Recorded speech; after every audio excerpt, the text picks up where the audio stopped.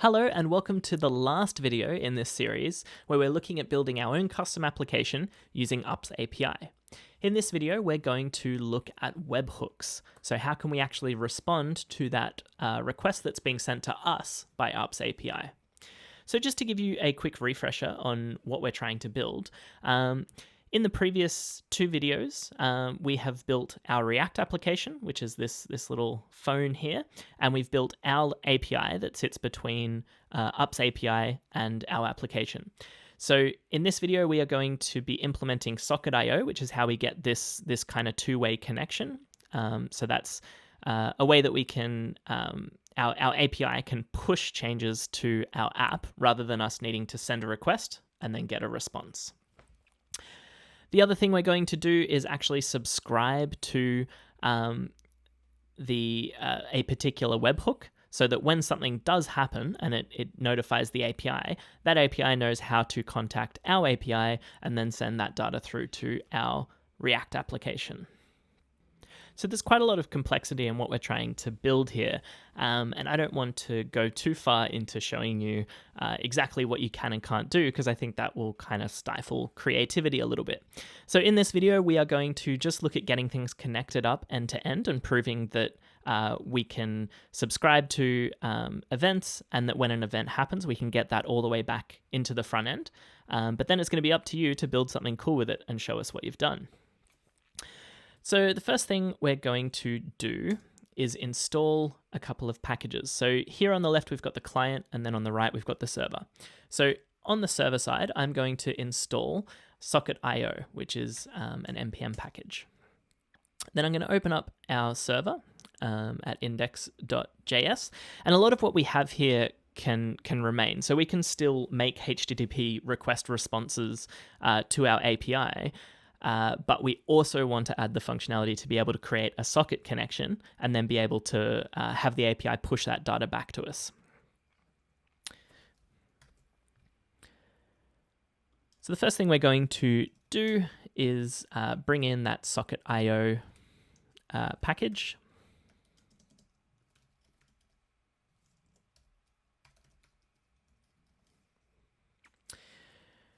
We're then going to bring in the HTTP package. Now, this is one that we haven't actually needed to install, so this is part of the built-in NPM packages, but we do need to require it before using it. Next thing we're going to do is after we've created our Express app, we're then going to create a server. So this is going to be our HTTP server that is linked to our Express routes. So we're going to say http.create server, and then we're just going to pass it our app. We're then going to create our actual Socket.io connection. So we're going to say io is equal to new Socket.io, and we're going to pass it the server. We're going to do a similar thing here with our I/O connection. Here we've said we're going to use cause to attach those headers to any connections that are coming over HTTP. We are going to add another statement to say io.set. Whoop, that's not right. .set, and we're going to set origins to be *:*. So this is, sorry, not colon, comma. So this is basically the same statement as this. It's just this is for our HTTP connections, and this is for our Socket.io connections. So then down the bottom, rather than saying app.listen, we're going to change this to server.listen. And that's basically it. That's all we need to do to be able to have our Socket.io connections. The other thing that we're actually going to be needing to access in this video is the body of the request. So in this previous GET request, there hasn't been a body of the request that we want to pull information from. But when we're receiving those post requests from a webhook, it's going to have the data in the body. So the way that we say we actually care about the body is we again use some Express middleware to say we want to know what is in the body of our request. So app.useExpress.json is going to give us that body.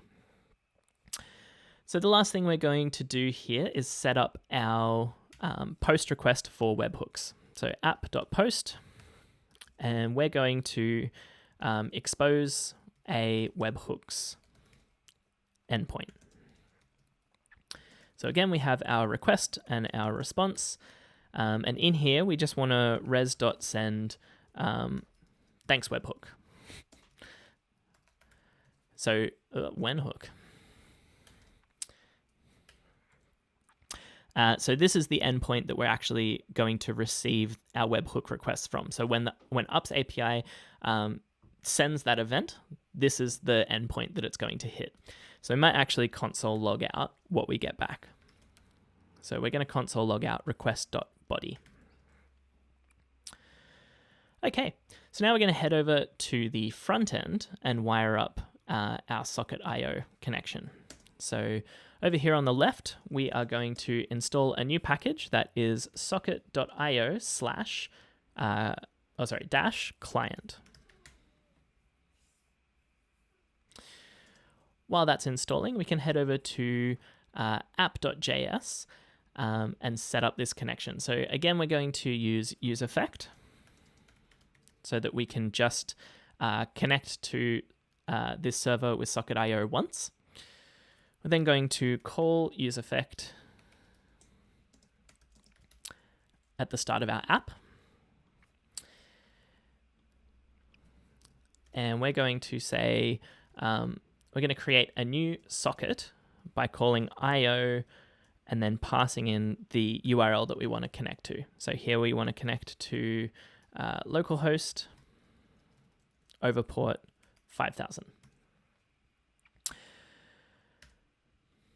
So then we want to test this connection actually works. So we're going to say socket.onConnect. So when we actually connect successfully to the socket.io server, we just want to console log out connected to socket. So let's test that part of the connection works. So let's start our server. Let's start our client.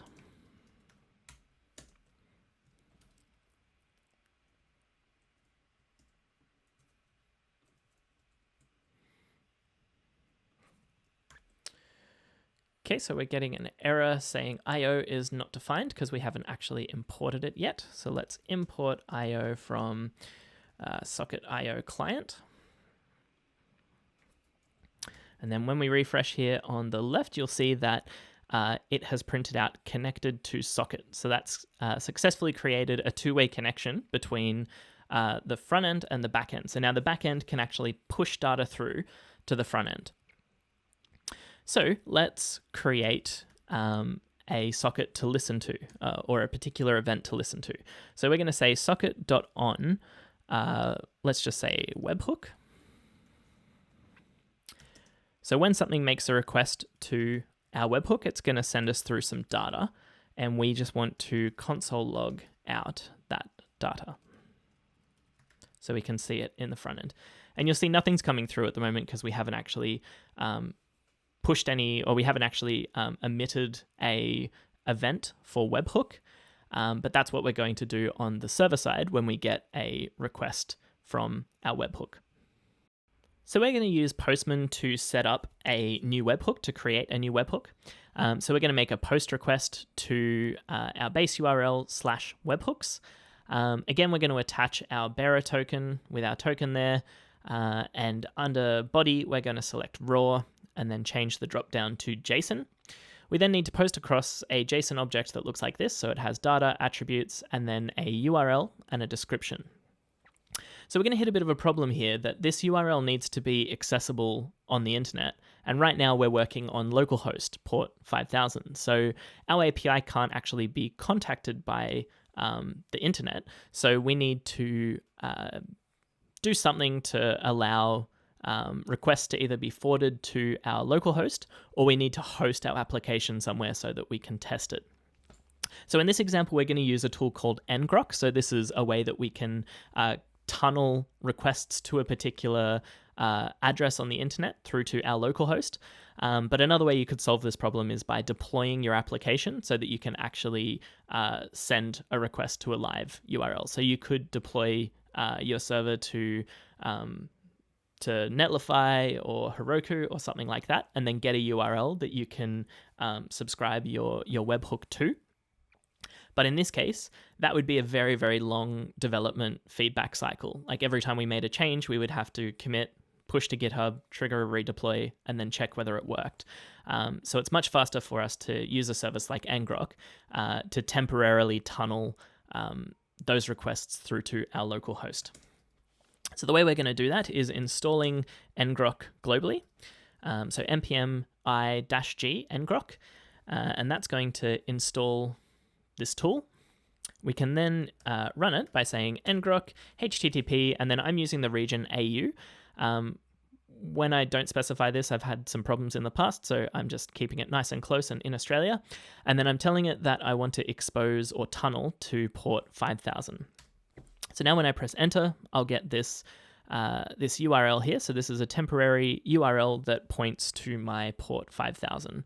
And I can confirm that by opening up our browser again and going to that address /transactions. So this should now load transactions from our API. Awesome. So that's tunneling through to our local host. So now we can use that address. So this whatever yours is, .au.ngrok.io, and we can give that to our webhook as the URL that we want to be contacted on. So it's going to go to that URL /webhooks when an event happens that it needs to notify us about. So I'm going to send that. We're going to get a 201 created, and if we scroll down, it's going to tell us the ID for our particular webhook.